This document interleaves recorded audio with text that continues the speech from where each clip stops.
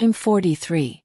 That's not old by anyone's standard, but I feel like a ghost drifting through the shell of a life I once cherished. 5 years ago, everything changed. My husband, my partner in adventure, laughter, and spontaneity, suffered a stroke. We were late getting him to the hospital. By the time we arrived, the damage was done. He survived, but not the man he used to be. Now he barely walks. Words come out slurred and slow. He looks at me, and sometimes I don't even know if he sees me as his wife or just the person who wheels him from bed to chair. Before that, life was vibrant.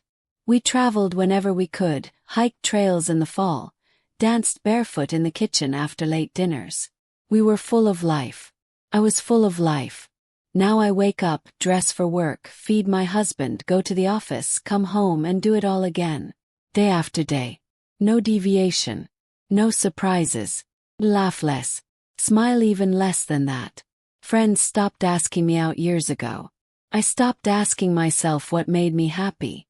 But in 1 week, 7 days, my son is coming home from university for the summer. And despite everything, I feel something stir in me. Something soft. Something forgotten. I keep counting the days on my calendar, crossing each one with the same anticipation I once had as a little girl awaiting her birthday. I've started cleaning the house top to bottom. I even repainted the guest room, though he won't notice. I reorganized the pantry, bought his favorite snacks, cooked and froze all the meals he used to love. It's absurd, really, how much I'm doing, how much I need this summer to feel like it means something. And then, the day arrives. The knock on the door makes my heart jolt. I run, not walk, to open it.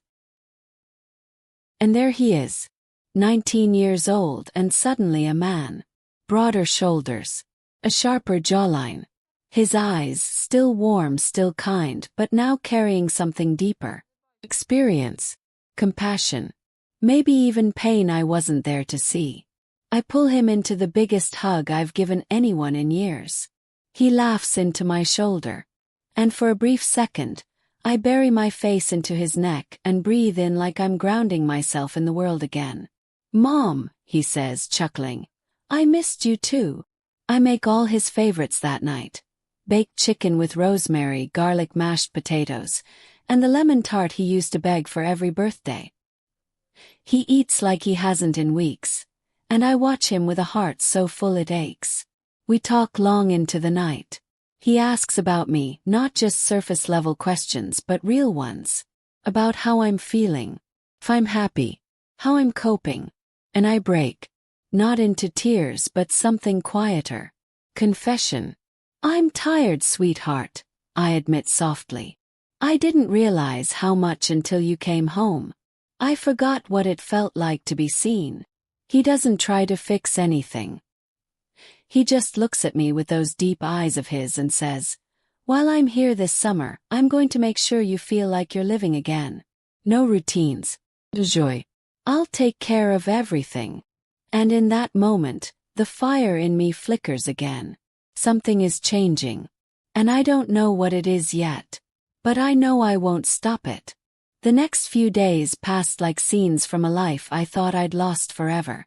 True to his word, my son, my sweet grown-up boy, devoted himself entirely to making our home feel like a sanctuary.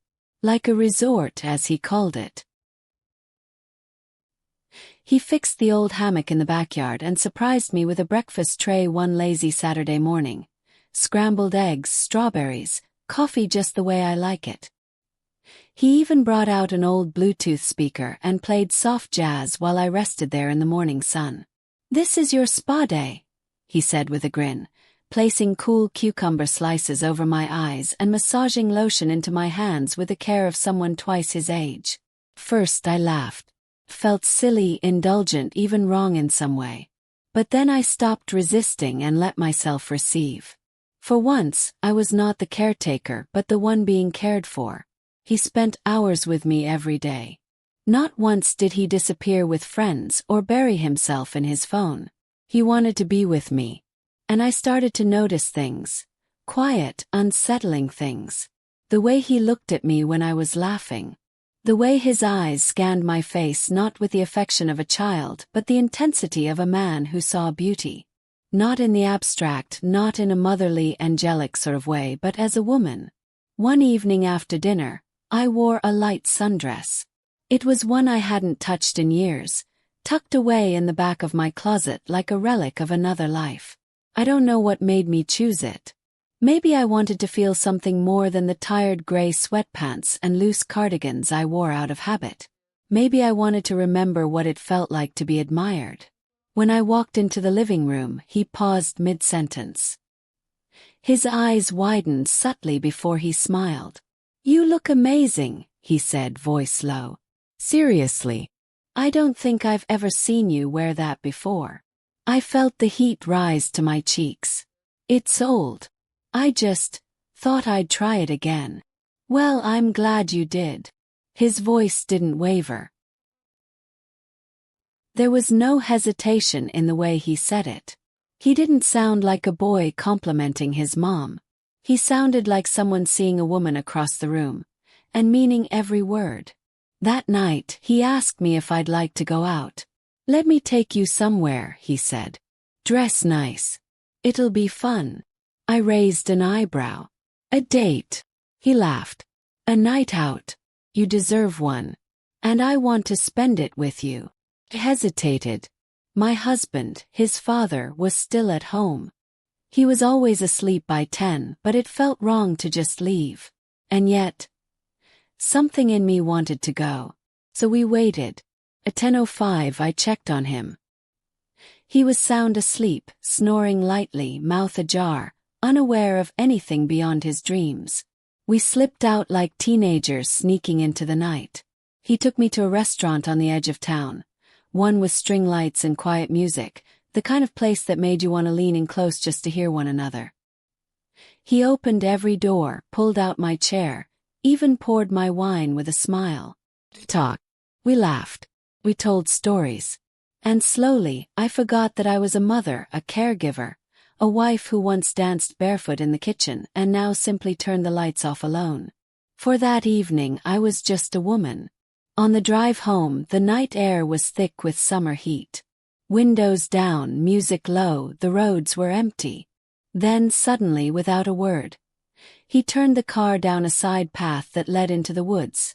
A shortcut home, I assumed. But he stopped under the dark canopy of trees, between the glow of the lanterns where no one could see us. "Why are we stopping?" I asked, half laughing. I wanted to say something before we got home," he said, turning the engine off. The hum of the car faded, leaving only the sound of crickets and wind brushing through leaves. He reached for my hand and I froze. Then gently, he pulled me from the passenger seat, and in one motion, urgent and delicate, he tugged me into the shadows between the trees. Before I could ask anything, he kissed me.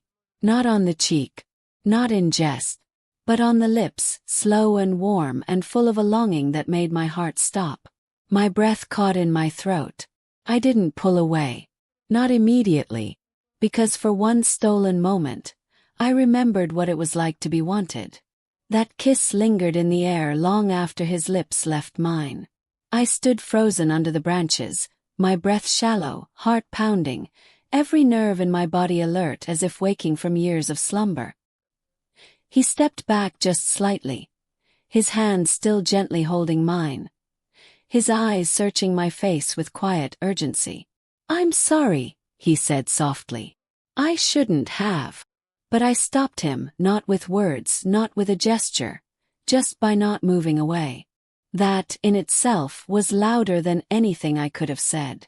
My chest rose and fell with the weight of everything we weren't supposed to feel. I had crossed no boundary physically, and yet every cell in me knew we'd already stepped over something far more sacred. A line not marked by skin, but by the roles we were supposed to play. He was 19, my son. And yet in that moment, none of those labels seemed real. The world we were in had shifted into something quiet and dark and honest, like the spaces between words when a secret is spoken. I don't understand what's happening, I whispered. He nodded, his gaze dropping for a second, jaw tightening. I know. Me neither.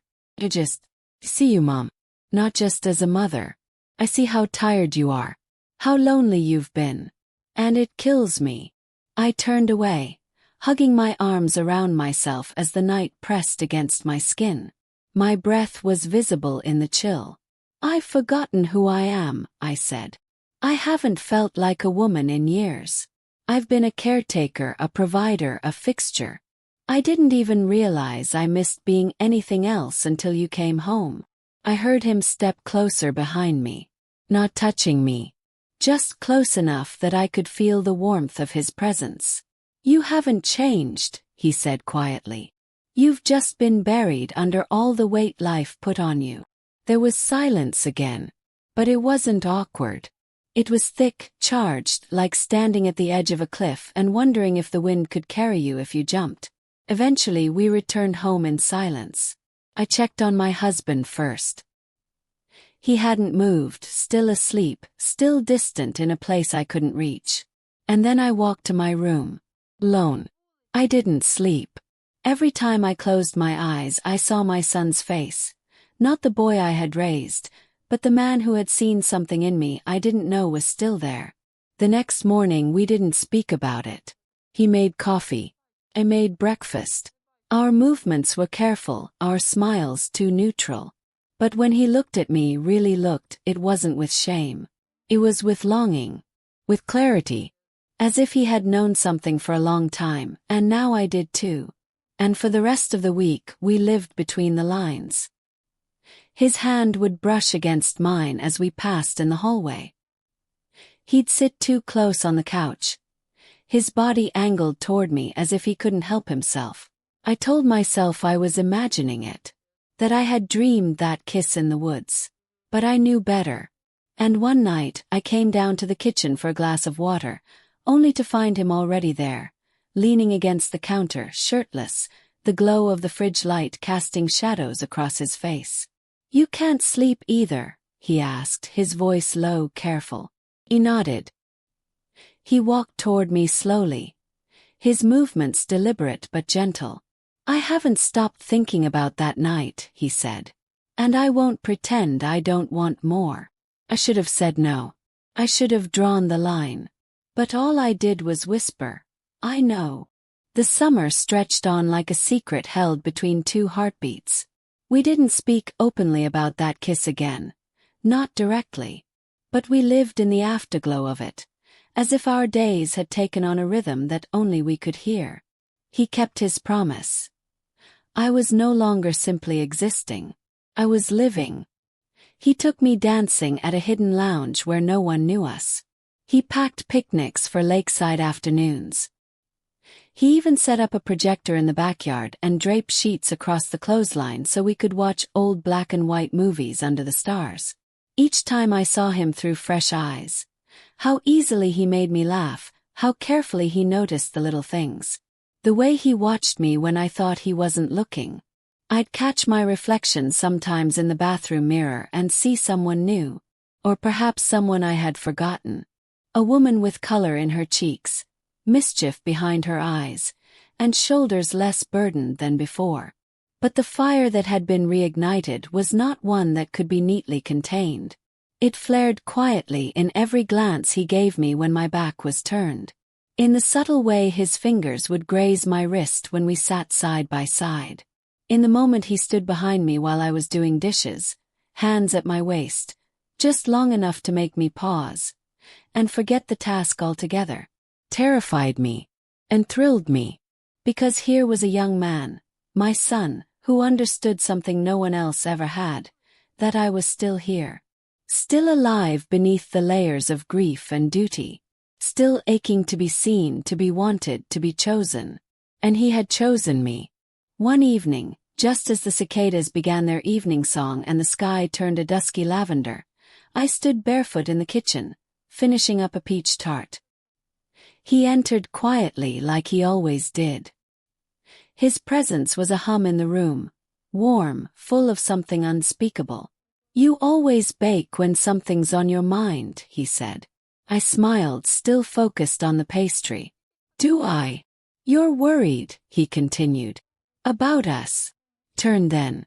Not because I was ready to answer, but because I couldn't keep pretending I didn't understand the question. Yes, I said finally. I don't know what we're doing. And it scares me. He took 2 steps toward me, then a third, until the heat from his body was close enough to pull me in. I don't need it to make sense, he said. I just need it to be real. And those words melted everything. I reached for him. This time there was no hesitation. No breath caught halfway. No guilt in the moment. We kissed again, longer this time. Slower.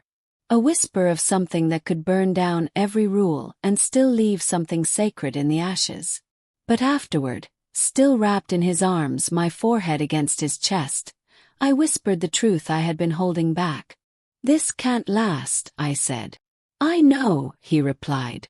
And that made it even more painful, because we both knew that summer was a dream. A beautiful, fragile rebellion against everything we were supposed to be. But autumn was coming. He would return to university. I would return to my role beside my husband, who slept more than he lived now. And the house would go quiet again. Only this time it would not be empty.